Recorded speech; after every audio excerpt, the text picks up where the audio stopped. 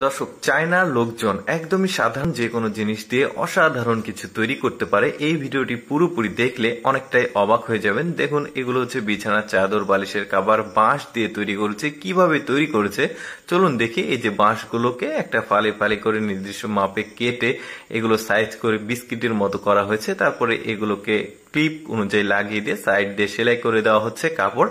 তারপর দেখুন কি চমৎকার এই জিনিসটা তৈরি হয়ে গেছে। এখন কিন্তু বিছানার চাদর, বালিশের কাভার, চমৎকার চমৎকার সব জিনিসপত্র তৈরি হয়ে গেছে। দেখুন, দারুণ লাগছে, কিন্তু একদমই ইউনিক। তারপরে দেখুন, বাঁশের যে ফালি অংশ থাকে সেগুলো দিয়ে এই বিছানার চাদরটা তৈরি করেছে। তবে কালার করার পর এত সুন্দর লাগছে দেখতে। এই যে দেখুন, ওই যে বাঁশের যে ফালি থাকে সেগুলোকে কেটে সুন্দরভাবে পাটির মতো বুনেছে। নিচের অংশটাও বেশ চমৎকার, সাইড দিয়ে কাপড় লাগিয়েছে।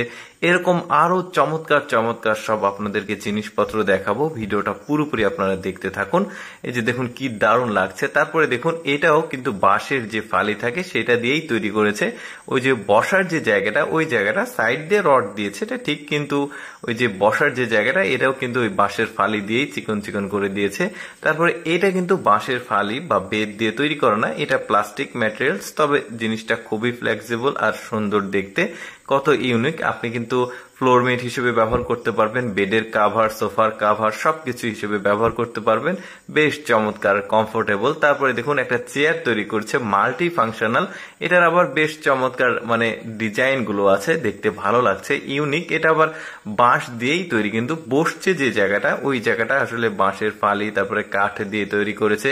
দেখতে খুবই চমৎকার। এই যে কাভার দিল, এরপরও ভালো লাগছে। তারপরে দেখুন, সোলার সিস্টেমের একটা ক্যাপ। কৃষকরা যখন মাঠে কাজ করবে, এই যে ফ্যান ঘুরবে, রোদের তাপে কিন্তু এটা চার্জ হবে। সোলার সিস্টেম, ফ্যানের বাতাস লাগবে। তারপরে দেখুন, সানগ্লাস প্লাস ক্যাপ। আপনি কোনটা হিসেবে ব্যবহার করবেন হিসেবে ব্যবহার করতে পারেন। দেখুন, এই যে সানগ্লাস থাকলো, তারপরে ঘোরালে এটা আবার ক্যাপ হয়ে যাবে। কি টেকনিকটা করেছে দেখুন। তারপরে দেখুন, এই বাঁশটা কাটছে, এই বাঁশের গোড়াগুলো কেটে নিয়েছে। এখন এই বাঁশের গোড়াগুলো একটা মেশিনে দিয়ে, একটা লোহার দণ্ড দিয়ে ঘষে ভেতরে ফালিটা কাটা হয়েছে। তারপরে দেখুন, ডাটা লাগাচ্ছে। কি চমৎকার একটা চায়ের কেটলি তৈরি হয় দেখুন। এবার ঢাকনা তৈরি করছে।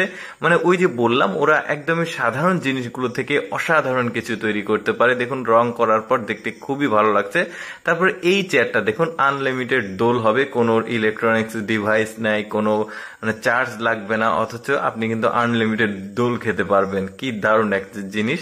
তারপর দেখুন, এটাও বিছানার যে পাটি বলি আমরা আঞ্চলিক ভাষায়, ওইটা তৈরি করেছে।